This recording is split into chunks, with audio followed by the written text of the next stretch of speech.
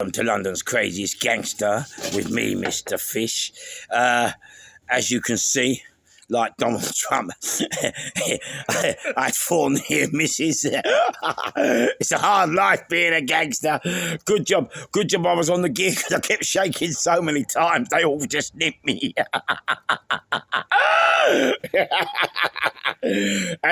But the whole seriousness of it is, you always got to laugh with Donald Trump, ain't you? Because if they can do that to him, what could they do to us? I mean, and that is the problem about joining families. You always have to be really, really careful about joining families, because if they don't want you, they don't want you in it. Look what they've done to that man. So that's why I don't like joining families, because you have to toe the line, and if they don't want you in there, then they destroy you, and, fair play. Okay, so that was that. I'll take that off now. I'm no longer under assassination. That was Barry. My Connor's dad, Barry, again. He said he's been assassinated 4 times. Right, Crash, how's your father? Before I start, may I also thank my sponsors called Leave Us Alone Pharmacy, who they give me these tablets, and I must say, I take 3 a day and they work. So anyone out there who's experiencing any CUNT issues, please just call me and I'll make sure these are prescribed. 3 a day. Oh, Barry, they're brilliant. 3, absolutely perfect. Crash out your only 4. Yeah. Right, here we go. Do you know, on a serious note,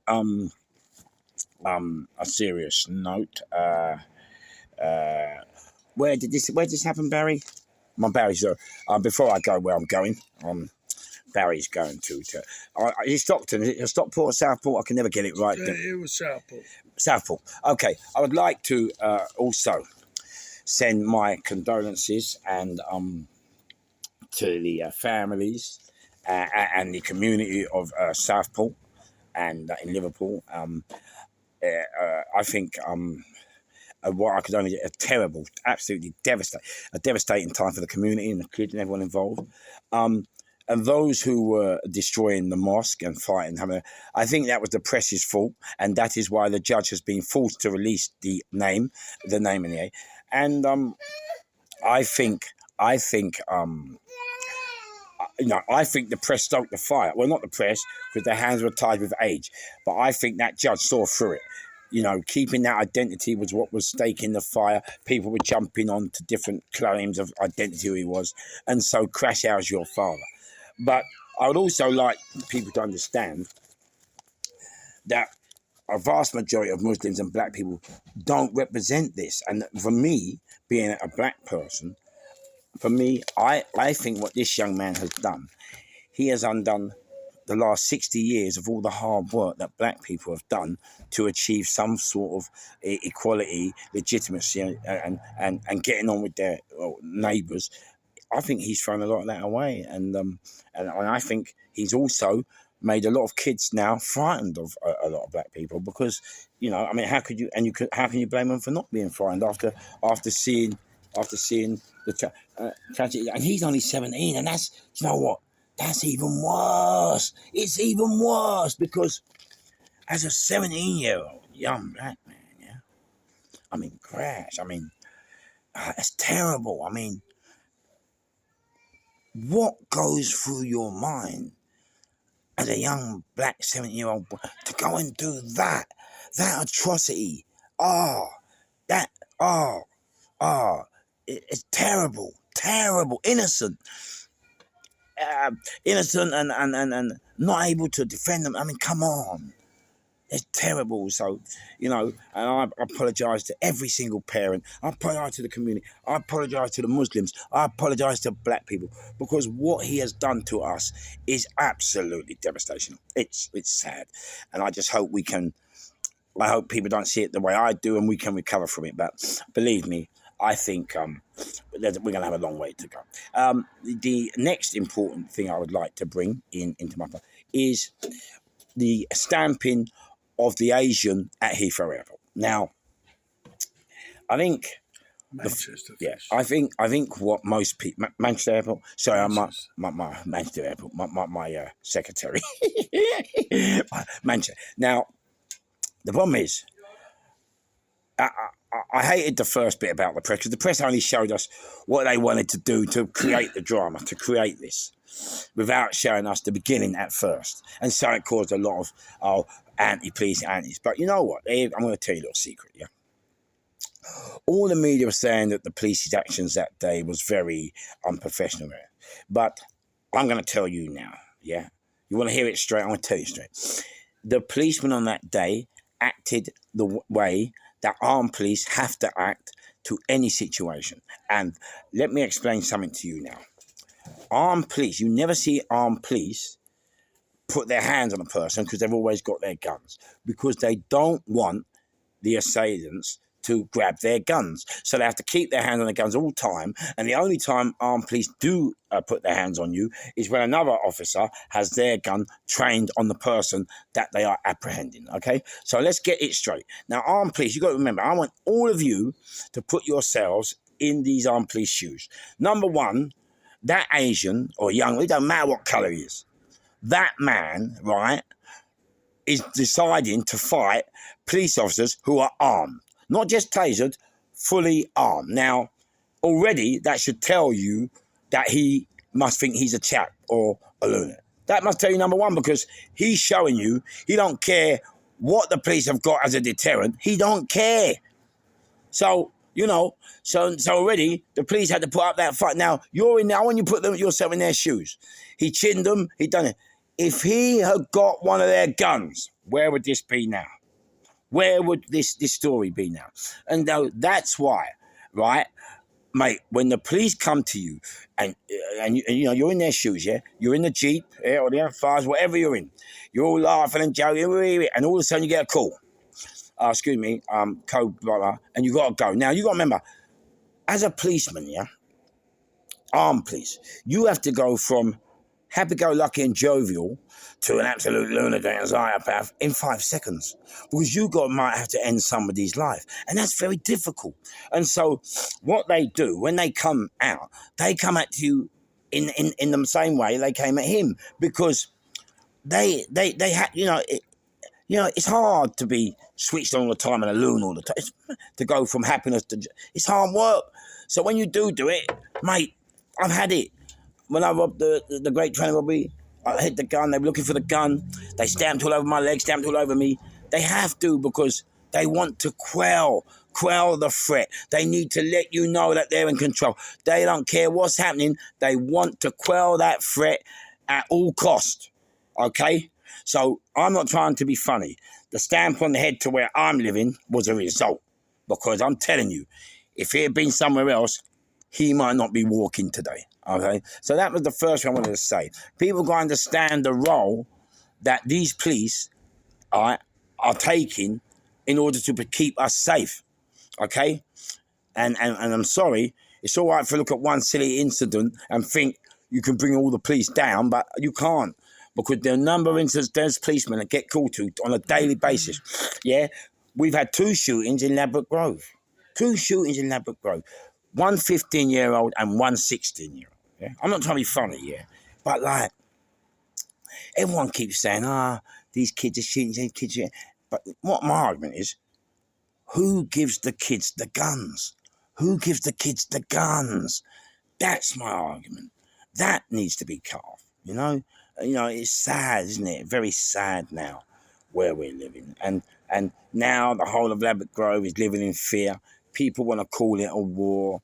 Mate, whether it's a war or not, retaliation, whatever it is, it's just idiots and a total, utter waste of time. But you know what I really would love to ask, and if anyone can help me with this question, I would really love you to comment. What is it that a 16-year-old boy and a 15-year-old boy, what is it they've done so bad, so atrocious, so obnoxious, so scum, that they had to be killed? Why couldn't you have just got 4 of your mates with baseball bats and battered them? Why? Why couldn't you have just pulled their teeth out with a pair of pliers? What is it so bad that you felt the need to put not just him in fear, his family in fear, and kill him, but put the whole community in fear, put schools in fear, nurseries, parents, granddad, even people like me, well, we're not in fear, but still, you know, it's still there. What as a kid? A 15-year-old said, what have they done that is so bad that what was done? Please tell me. I've got to hear it. Because I don't know. I have never been caught in a situation where I've had to put a 16-year-old to bed. Never. Never. Or 50. Never. I've had trouble and I've dealt with them. I've had to sit them down and listen to them, and when they're going off the curb, I've never done anything like that. Now, if you put me to bed, it's a different game, right? I crash, yeah? A kid, 15-year-old kid, come on. Yeah? And that was the thing, and I just thought, these issues need to be addressed. Another issue that needs to be addressed is the kids from Leeds. I mean,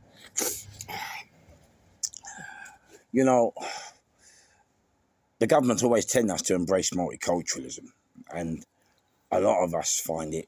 We are trying to embrace it, but some of us feel that some of the people that they're asking to involve in our multiculturalism don't want to be involved. They don't want to respect our cultures. They don't want to respect our religions. They don't want to respect our people. They don't want to respect nothing. And it's like they're trying to take over the country. But this is just a part of that. This is. So I've got a guard dog, and I think Only a little one. it's only a little one. But anyway,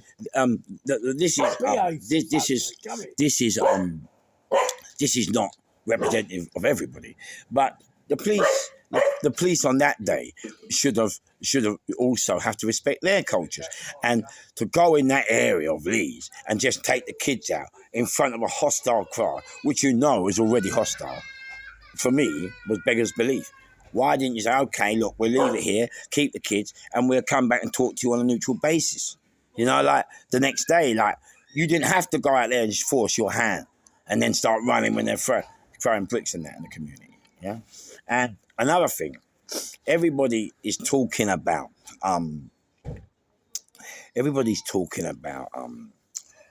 immigrants and racism. Look, let me explain to you. Yeah? Immigrants, Muslims, racism, and they're trying to blame them for all the problems we face. Listen, let me explain something. Everyone seems to have forgotten where we come from. Everyone's forgotten, yeah. Now, when we came, and this is why when I called her the N-word, when we came, yeah, my parents and their parents and the Irish, and remember the Irish have gone through pain, hurt, and sad, just as much as the blacks, and as much as any other culture, religion, or religious people, or other people that think they have been through it. The Irish have gone through it just as bad, but they never scream and shout like how we do, yeah? But what you have to remember is, yeah, older people like me, they wish to put down, yeah, and shout at immigrants. But you have to remember when we came, when I was born, we had the racism. We had it very strong. No blacks, no dogs, no Irish. And that was why that dog was barking just now, because he remembers what I was going to talk about. Crash, yeah. Crash. And so crash, yeah. But we came through it. We had the fights. We fought the establishment, but we didn't fight. The establishment let us win. Listen, they let us win, and we got to where we are today. And so I'm seeing, a lot of people making videos. Tom Robinson, Ray Hill, bang bang. They're making a lot of videos, and they're sort of trying to pull out, and we're taking it. But what you lot have, they're trying to take over the country. Oh, they're doing it. But what everybody has to realise is this. While the older generation are screaming and moaning and complaining, the older generation also have to realise that their children are mixing with the same children of the same people that you're complaining about. So you might be angry and upset with what's going on, but your children are not. Your children will become friends with them. Your children are interacting with them, playing football, tennis, netball with them. They're coming home with them. It's education. Okay, and we can say, oh, they're changing our culture, changing this and changing that. I mean, we got here, and now and they're gonna get here, whether you like it or not. They're gonna get here. They're gonna intervene. They're gonna intervene. It's just the way it is. Yeah, it's life. Okay, so So that was it. I've done this video 3 times, and as I say, I've got dementia. I keep forgetting to mention it, or Alzheimer's, or ADHD. 3 times I've done this video, and 3 times I've messed up. So it's good to be back today. Also, you know what? I've got to give a shout out to someone from Tamworth, Terry Oatways. Tamworth. His name was Tamworth. Charlie Tamworth, is it? I can't remember. I met him on the train today. How are you? So I'm going to talk about, because remember, before I went away and started talking about the black issues, I was talking about Arsenal. In actual fact, there was a black guy when I was talking about black issues, and he asked me if I could tell the joke again about black discrimination, because he said it was in 2 parts. Excuse me, brother. So I'm going to tell the joke about the black discrimination for him, because that is what he asked me, and that's what I'm going to do. So here we go, enjoy the show, okay? The white people, yeah, they always try to help the black people, yeah. And don't get me wrong, yeah. We love all the help the white people. Listen, we love it. The more help white people can give us, we love it. Yeah. But just sometimes, yeah, the help that the white people give the black people, just sometimes it more hurts us. So let's take racial discrimination. Now, I made this joke up back in the Blair time when it was all the rage, okay? So here we go. So Ram Sammy says, Mizzy, Mizzy, Mizzy. Mizzy, Mizzy, Mizzy. She said, yes, Ram Sammy. And Ram Sammy said, oh, Mizzy, Mizzy, can we say black boy, Mizzy? Oh, and Mizzy goes, oh, no, Rams. Oh, Rams, wipe your mouth, wash your mouth. Oh, Ram Sammy, how's that? Oh, Ram Sammy, don't say things like that. Black people don't like it. So then, Ram Sammy said, Mizzy, Mizzy, Mizzy. Mizzy. She said, yes, Ram Sammy. He said, Mizzy, Mizzy, can we say black sheep? Ow! Where are you learning such horrible things, Ram Sammy? Who's teaching you these words? Come on, black people don't like it. So Ram Sammy, you know, he can't understand why he can't say black sheep and black boy. So he said, Mizzy, Mizzy, Mizzy. And she thinks you're going a bit too much now, Ram Sammy. He said, Mizzy, can we say black bin like that? Ow! Ram Sammy, wash your mouth out. Clean your ear. Please, the rest of the class, please close your ears, please. Ram Sammy, don't say that word. Black people don't like it. But you know what? I'm not trying to be funny, and I hope I speak on behalf of all black people, yeah? Black people don't care if you say black boy. Black boy, no, no, no, no, no. Black boy, no, no, no, no, no. Black people don't care if you say black sheep. Black sheep, no, no, no, no, no. Black sheep. They don't care. Black people don't even care. Black people don't even care if you say bin liner, no, no, no, no. We don't care. What black people care? Black people care, yeah? Black people care if you say black bastard. And it's the one word they don't teach him what to say. Cry. Ram Sammy never did pass his degree. Well, it's a short one today. I just wanted to tell you I'm back. Just wanted to have a laugh. I'm back tomorrow now. I'm back today. Everyone said I look like the vicar today. Well, it was because I was going to leave some people their last rites. So just a small one to let you know I'm back tomorrow. I'm back every day, back in the gym. And I wish you well. So see you soon with the loon. Crash, how's your father, if not your mother? You know, yeah. Crash, bosh, yeah. Don't forget, if you experience the same problems as I am, please, free a day. Oh, absolutely. Listen, my mate Connor, he's got 3 packets. He's got 3 packets. Love you. See you soon with the Crash, bosh.